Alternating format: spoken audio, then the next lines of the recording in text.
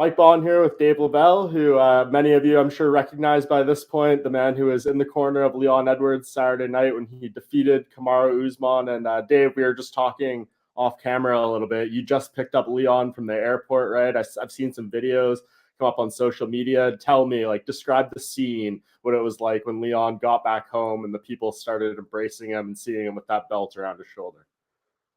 Yeah, it's nice. It's a nice feeling, obviously, for him and obviously for everybody involved, especially his mum and the rest of the family. But I think it should have been a little bit more of a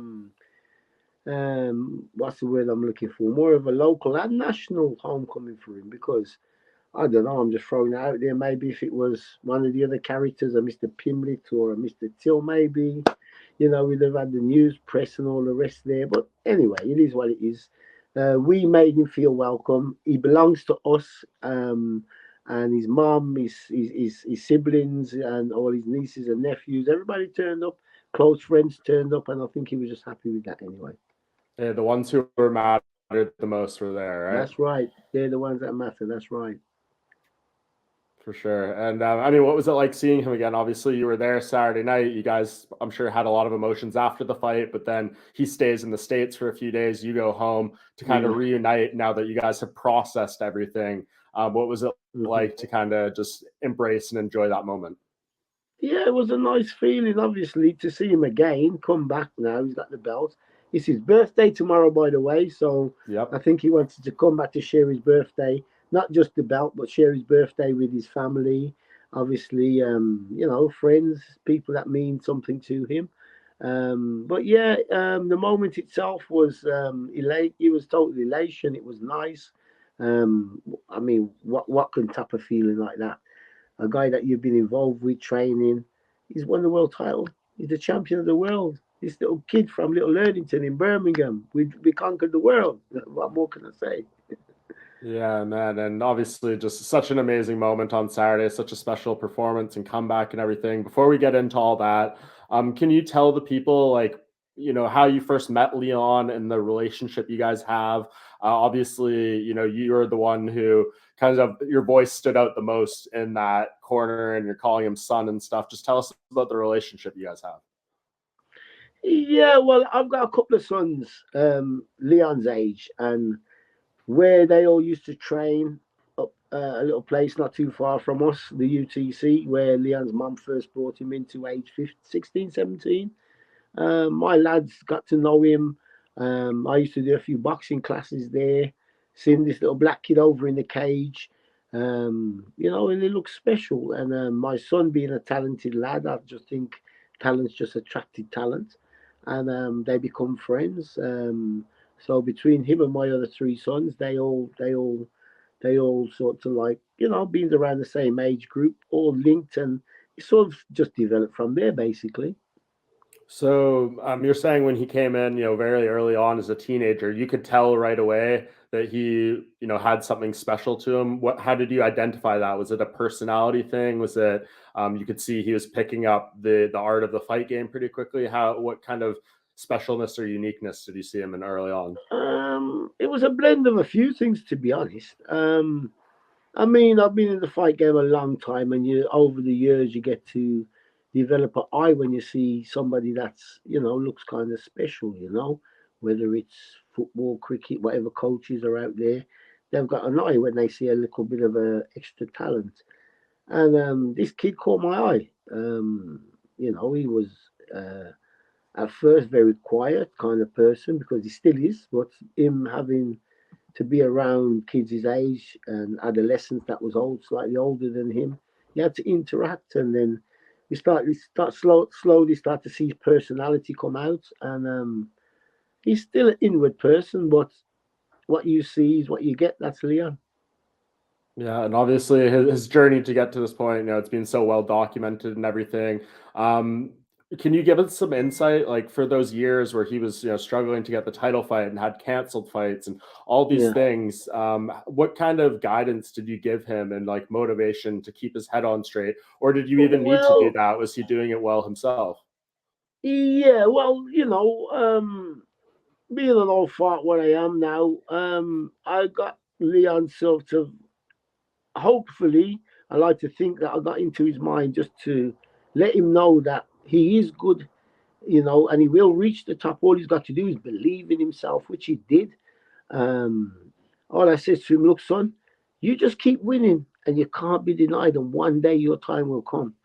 And yeah, it diverted through a few stops and starts and knockbacks, but you know what? God ain't sleeping, and he's got his just reward. He's got his just reward. Yeah, so obviously so much anticipation and time leading up to this fight. You guys finally get there, and he starts pretty strong in the fight. I mean, the first round, he becomes the first person to take Kamaru Usman down. He gets him in mount. He's Exactly. threatening with a choke. Like when the first round ended, what was your confidence level, and like how happy were you with what he was executing through those first Not 5 just minutes? me, but not just me. All the coaches in the corner. Yeah, of course. We were all, this is it. We're here. He's done something nobody's done to Usman. Took him down, mounted him. I think he went a little bit early for the choke, but that's here and there. I believe, along with maybe Coach Henry, that maybe he should have stayed on top and just ground and pounded him out for as long as he could. And if the bell went in the meantime, then so be it. In giving Usman the chance to hand fight from the choke. I think it's. I don't see it as a mistake, but it's MMA, isn't it? And he's seen that maybe at the moment because if you remember Usman early in his career before the UFC days, he did get choked out.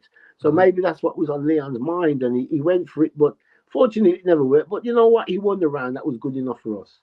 Yeah, and then we go into that second, third, and fourth, and Leon has said himself many times, "I wasn't feeling like myself. Something was wrong. He doesn't know exactly what it was." Could you see, something change after that first 5 minutes and just be like, "Hey, what's definitely. going on here?"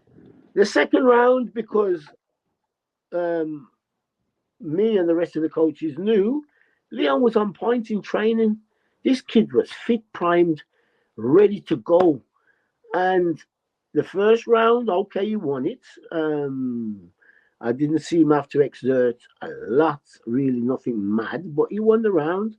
And I've never seen Leon in a second round, third round of a fight so gassed. And I'm thinking, what was it? Why? I couldn't put my finger on it there and then, but obviously, looking back now, reversing through the program, watching in the changing room the Rocco fight, the Jose Aldo fight, because Jose Aldo started to gas out, and he's a little machine. That's all I've ever known. I've never seen him gas before. Rocco and what's the fella, the Brazilian lad, Costa, they were gassing. I'm thinking, well, what's going on here? But anyway, I didn't put two and two together and grab it was the altitude then. The only fella that never felt the altitude was the lad that fought Aldo, the Russian fella, the little Russian lad, the Georgian lad. I'll take that back. I don't want to offend him by saying Russian. Because they're mountain people. Where he comes from, like Khabib, they're mountain people. So that is standard to them. That altitude and their body has already what's the word? Evolved to that sort of altitude and way of their blood system and everything else. Where me, you, and the average person was to go over there, it would take us maybe a good few years before we actually, could live a normal sort of life at that altitude without exerting ourselves on basic common things. And yeah, Leon, we only went out there for 2 weeks, and I heard by doing a bit of research that you really need to be out there a minimum of 6 to 8 to 10 to 12 weeks for your body to accept, and your blood, something to do with your blood, the oxygen in your blood, and your volume of air intake, etc. There's a lot of science behind altitude training. Leon done a bit of sleeping in a tent back home over in England, but I don't think that really worked. I think he needed to actually be in that environment for a minimum of 6 weeks, but we only was out there for 2 weeks. So I know Leon, like the rest of the coaches, and we know he was prime cocked, ready to go, but he was just blowing, and I just couldn't understand why. But he's in a fight, so we can't reverse it. We got to just deal with what's in front of us, and that's the way it played out.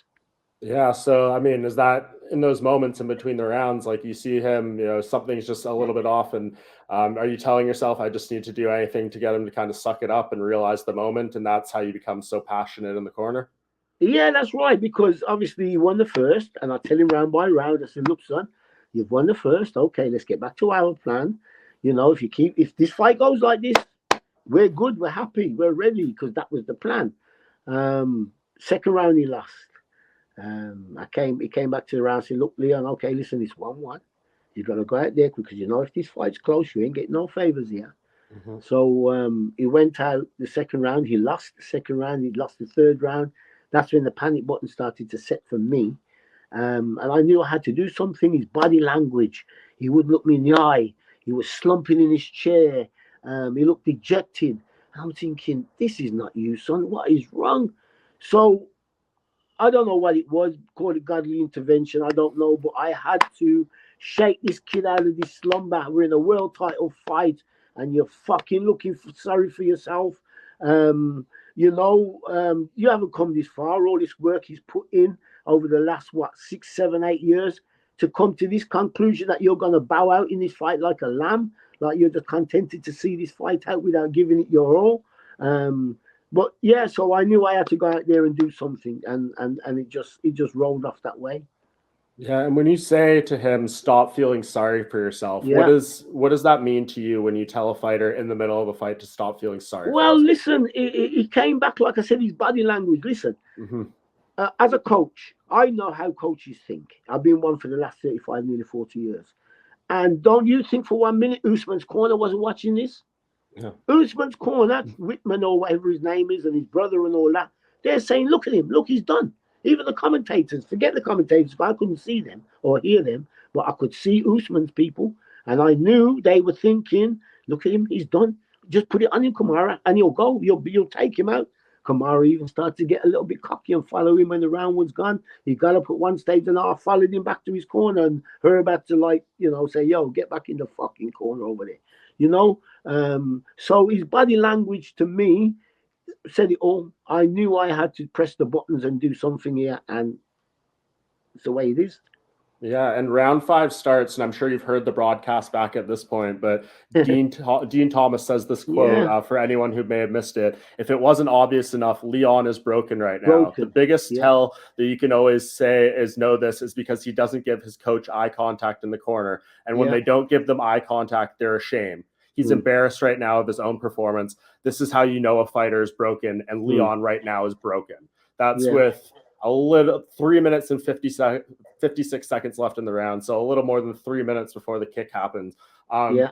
Hearing that quote, do you think that was an accurate description of what was happening right then, or Well, do you think everybody, Dean Thomas I got it think wrong? everybody, I believe everybody in the stadium was seeing the same thing. They were Sure. seeing a kid going back to his corner, shoulders drooped, head drooped, slumping in his chair, like the fight had gone out of him. That's what Yeah. everybody was seeing. Everybody, I mean, apparently, what I heard towards halfway through the last round, people started to leave the arena because they believed it was a full conclusion now that Usman was just going to walk away with a massive unanimous decision. Leon was happy to see the fight out without getting stopped, and that was going to be the ending of the story. But as far as I was concerned, it wasn't going to be. And if I had anything to do with it, well, he was going to go out on his shield, or he's going to go out there and at least give an account for himself. Absolutely. Is it true that Fabian in the corner called for the high kick like five He, seconds or so before it happened? yes, for written that now. This is nothing new. I don't know if you've seen the BT Sport thing. We were drilling this. This is not. This Yeah. wasn't a fluke thing. Hmm. We've been drilling this. We analysed Usman. I could tell you Usman from the back walking up the street. I could pick out that was Usman. We all done our homework as coaches do. And yeah, all credit goes to Coach Henry Clementson, who's the Muay Thai coach, because kicking's not my game. Right. But he implemented this move into the fight. I put a little twist on it by making Leon have to, before he threw the kick down in front of him, angle off and then deliver the kick. So, everybody put their own little input into it. And yeah, it came off at the right time. Call it godly intervention. I don't know what you want to call it, mate, but he pulled it out the fire. a rocky fight with a rocky ending, you know, and that's the way. And a murder she wrote, and that's the end of it. And obviously, this is such an intricate game. I mean, you zig when you should have zagged in the wrong moment, and something like this could happen. But do you feel like someone might say, why didn't Leon go do this, in the second round or the first round? Do you think it doesn't work maybe at that point in the fight? Like, was this something when you guys were going over the potential of that kick? Be like, hey, if this reaches the fourth round or the fifth round, this is when it might be more effective. No, because we was looking for, obviously, as you see, he won the first round, so we was looking for him to go out to do it again, whether it meant by hand, standing or kicking, or if he went to the ground. We knew Leon was ready in every department. He was ready in every department. Let nobody fool you.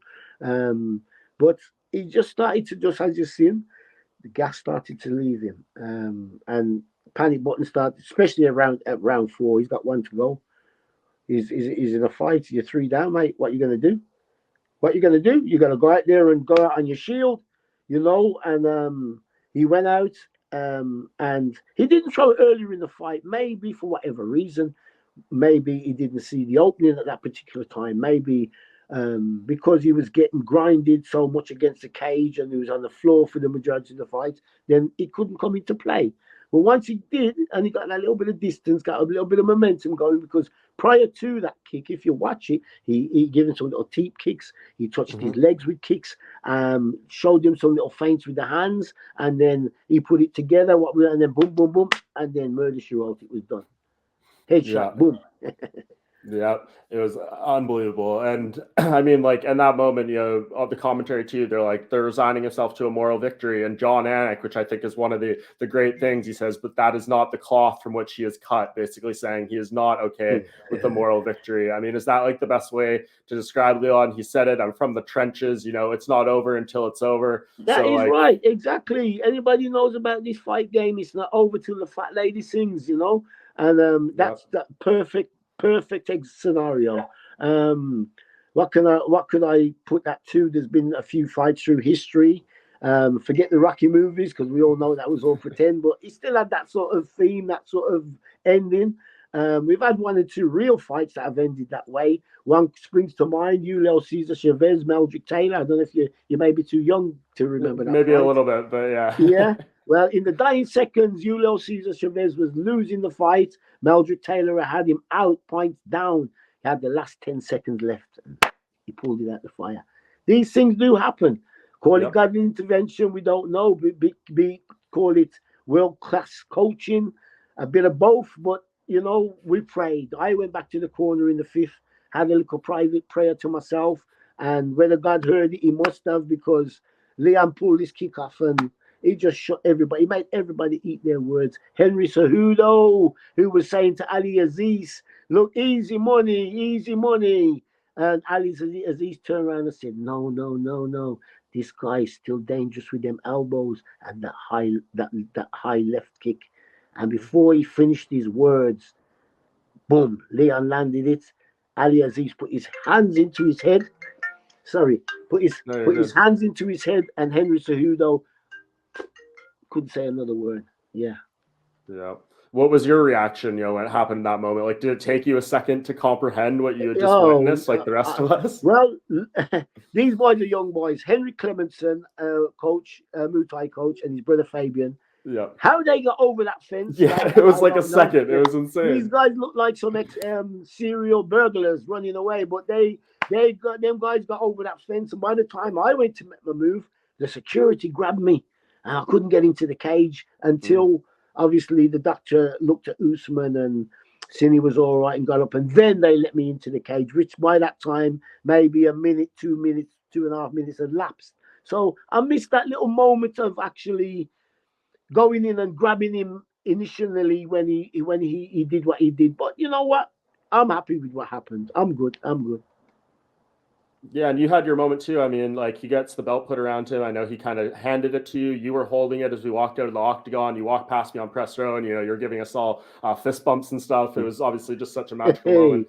I mean, for Leon to be, for him in that moment when I see a new champion, they wear it around their waist when they walk past press row. He wasn't even concerned about it. It seemed like he wanted you to have that. So what does it kind of say that he was in that moment, he's thinking about what it kind of means to you and to give you your glory and share in that moment with him. Well, we listen. This is a team thing. This is no one-man band. For sure. We Team Renegade, all the boys that was involved, all the sparring partners, all the coaches. I mean, we got the main coaches, but there's coaches behind the scenes as well. We've got another wrestling coach, Merchant Martin, who's also a top-class wrestling coach, who gave Leon many good tips.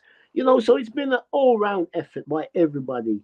Too many names to mention. His sparring partners, Matthias Fredericks, Matty Byfield, even Tom Breeze, Aidan Lee, Mush. I can't reel the names off. Mike Eunice, all these lads, everybody has played their parts, and everybody will reap the benefits of it, because obviously it's now put Birmingham on the map. It's made Renegade known now as a world-class fighting gym. And you know what? It can only get better. Yeah, and I'm glad you're able to give, as many people as possible their flowers. And of course, you're the one getting a lot of notoriety because of the corner speeches and stuff. Have you seen like these meme videos with like the Rocky themes and the edits? Like, have you been watching these over the past few days? I'm new to this Instagram thing, bro. I'd still have my Nokia phone if it never broke. My kids got me a little iPhone, what was under the coffee table for many years until my Nokia broke. I've got it down. One of them, my Apple iPhones, 1 or 2. From I can phone somebody, vice versa. I'm happy with that. But with the technology today, I'm not really, this Insta thing is all new to me. My boys had to set up this Instagram baloney, and it's just took off from there, really. It is what it is. Yeah, and like, have you seen some of these videos? Like, have you seen the one with like the Rocky music and stuff where we're doing it with all your speeches together? And how cool is that? I mean, you obviously know. Yeah, it's got like over 1 million or odd hits that people have seen. So yeah, I mean, if it inspires people, it can only be a good thing. You know what I mean? The words are not just what's the word I'm looking for? It's not just, it was my inspiration to give Leon. But if people can take it, especially the youth of today can take it, and that can inspire them in any walk of life, in any aspect, stop feeling fucking sorry for yourself, get out there and do it, then that's great. That's good for me. I'm happy. Yeah, man, it gives me the chills. I've watched it hundreds of times. I mean, it's something just so special that happened on Saturday, man. But I know the thing about this sport is, moments happen, but then everyone is ready to move on to the next moment. And there's all talk about the trilogy fight, which I think makes sense. Like, if you kind of had your pick of the litter, do you think this is what needs to happen? Kamaru gets his opportunity, a third fight with Leon, and they do it in the UK. I know Dana White was saying last night that this is, what they're already working on, and they had talks with Leon, and he's spoken to Kamaru. Is this what you think needs to happen? Well, listen, what will be, will be. But listen to this, young man. Kamaru, in his early career, he got choked out before the UFC days, yeah? He has never been knocked out in this fashion before. And being a coach, being in this game for a long time, there's a few other coaches I heard. I think Khabib, and just the other day started to mention this point I'm trying to make here. When a man gets knocked out cold in that fashion, let me tell you, not only can it change his fighting potential, it can potentially change his life. And especially Kamaru's got that bully, come forward style aggression. When a bully gets tamed, and gets knocked out in that fashion, physically he can get his body back ready to come back, but can he mentally? So that's yet to play out. Does Kamaru come back a gun-shy fighter? Can he overcome it in this short of amount of time, what Dana's talking about? Me personally, I don't think he can. So therefore, between the lines, reading between the lines, which I often do, and they've got this man called Mr. Chimaev, the Wolf. They're fast tracking him. If he beats Nate, which everybody's expecting, I hope Nate can bust his ass, but it's going to be a hard task for him to do it. But if he does beat Nate and manages to beat Nate in a badly fashion and retire him, then I think somehow they'll be looking to slip him in somewhere down the lines. Now, Leon has been climbing the hill for a long time, as you know, and he's tried to reach the top, and each time he does, he gets knocked back, knocked back, knocked back. But now he's climbed the top. Now he can be the one on the top of the mountain, knocking back people. Well, you can stand at the back of the line, Mr. Masvidal, for starters. Yeah, Colby, you little redneck, you can stay. Furthermore, you know it's his time to talk. It's his time to let these so-called, big man Colby calling him what? What's he called? Don't even call him by his name. He even got the manners to call him by his name. What was he called him? Mr. Leon Scott. Scott. Leon Scott. Well, I've got news for him now. It's not Leon Scott. When he called him, he called him Sir Leon Scott from this day on. Yeah, and we'll when we get round to you, we'll deal with you, mate. Mr. Masvidal, you little rat Judas. Your time will come also, but we'll pick it on our terms. The same way you told Leon, wait at the back of the line. Well, you wait now, mate, because Leon's on the top of the hill. Yeah. Man, that just got me very fired up. So we'll Yeah. see. I mean, it seems like the UFC wants the Usman fight, but I think you make great points. Leon said that actually to one of my questions at the press conference. Like, a knockout like that can change you. And I'm really curious to see how Kamaru comes back. And, he's 35 years old. He's had a long career as a wrestler before coming into MMA. So you and just don't wonder, forget the main factor. He's got the money in the bank. Yeah. He's rich. He's not wanting anymore. He's not hungry. He's got everything he wants. Material things are fulfilled. He's had his long time at the top of the tree. He may think even to himself, you know what? I'll give it one more shot if I get it. But if I don't, so what? I'm set. I'm good. My family's set. My generations to come, what he's earned will live. He's a brother. He's a love. I love to see another brother come good, earn money, and put it to good uses towards your family and be successful. And I wish him all the best because Kamaru's a guy I like. You know what I mean? He's come from same background like Leon. They've come from poverty. Well, haven't we all? But these guys have had it the hard way, coming from Africa, coming from Jamaica. We were sort of privileged, maybe having a hard life, but being in England is different from having a hard life in Jamaica or, as you know, in Africa or India or them poverty-stricken places. So, if a brother makes good, just all the best to him. That's all I can say.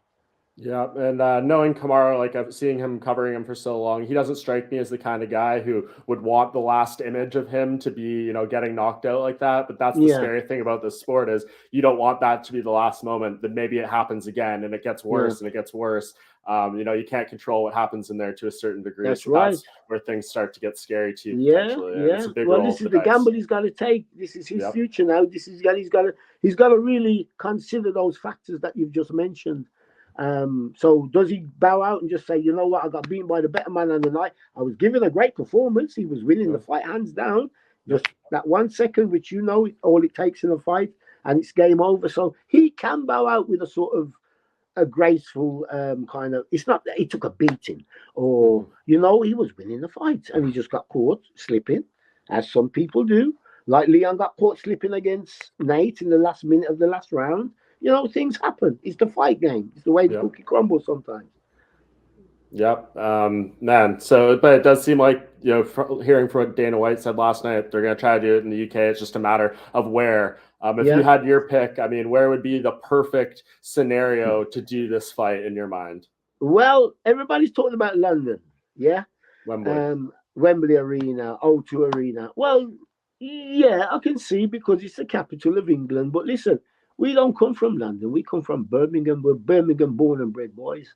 Yeah, and we've got a little ground down the way called Aston Villa Football Ground, and it holds 56,000. I believe it's the third biggest stadium in England. Okay. Why can't we generate some money where we're from? For Birmingham, for the people of Birmingham, for the kids of Birmingham. All that money, and then that money that the UFC's got to pay to the London mob. They've had food how many times? A few times. They've had a lot of food at the UFC. Yep. Why can't Birmingham eat some of it? One of our homeboys from Birmingham. So why can't we hold a fight in our town? The NII, is it the NIA Arena in town? That's got a big capacity that can hold a UFC fight. I believe they had one there before. I believe so, years ago. Yeah, so it can happen. So why are we talking London, London, London all the time? What about Birmingham, Birmingham, Birmingham? Give us Brummy boys a chance, man. Yeah, well, it seems like Leon's manager Tim Simpson, who I think does an amazing job as well. He said, Yeah. we're gonna get what makes us happy in the UK. The opponent, all that stuff, that'll be figured out. But that's like our number one push is getting something that we really want in the UK. So it seems like all things are coming together. It seems like they want to make it in prime time. It's just going to be such a special moment for Leon to get that and be the beloved hometown guy. So I'm so happy that this happened for you guys, for the team, for everyone. How are you guys celebrating his birthday with him tomorrow? Well, we'll see tomorrow. But the big event is going to be Saturday because his birthday is in the week. He'll have family, immediate family. That obviously he'll celebrate with them. But as for the public and his teammates and general associates, they're having a big thing up by his mom's house. So that will be the place to be Saturday night. And then from his mom's house, one of our friends own a club in town, in our city centre, and that's where all the boys will be heading to Saturday night and celebrating Leon's great victory. Perfect. And last thing, Leon is clearly a very humble guy. He said it, at the press conferences before the fight. I'm not going to change. I'm not going to dye my hair. I'm not going to start wearing, fancy suits and do all this stuff. But as someone that is obviously a huge, mentor for him, he's called you, a father figure, all these different things. We know the things he's been through. How do you keep him grounded off this moment? I'm sure every person's going to be coming out of every crack to try to, get a piece of him, pull him here, pull him there, do all these things. Do you think there's going to ever need to be a conversation with him to, give him a little slap on the head at some point, or do you think he's got this completely under control? Let me tell you something about that young man. He may look what he is, but he's a very wise young man. Mm-hmm. He's got an old head on young shoulders because of the pressure of life that he's had to grow up with. Me being around him as an elder, obviously I've gave him some advice, not just in fighting, but in life, as you do as an elder. But Leon is no fool. Let no man fool you. And I don't think nobody can dupe Leon into doing something he doesn't want to do. Or if they think they're pulling the wool over his eyes, they may just get a surprise, mate, because that kid is a very wise kid, yeah? You can see in his fighting. He's a very deep thinker. So you don't worry about Leon. Leon can look out for himself, believe me. Awesome, man. Well, I'm looking forward to seeing this championships portion of his career and everything that comes with it. I'm so happy, as I said, for you, the team, and everyone else over on that side of things. So I really appreciate you taking so much time. I'll let you go now. And I know it's getting late over there. He's put the work in and he's getting his just reward. But one thing before you go, I would just like to say to everybody involved, Henry Clementson, Coach Camby, all the lads that have put the work in, that have helped Leon along the way, especially for this fight, but not just for this fight, prior to this fight, over the years. You guys, I love you all. I'm the elder of the gang. So they're all my boys. Yeah, they're all my sons. And the last count, I think I had 56. But they're all my sons, and I love them all.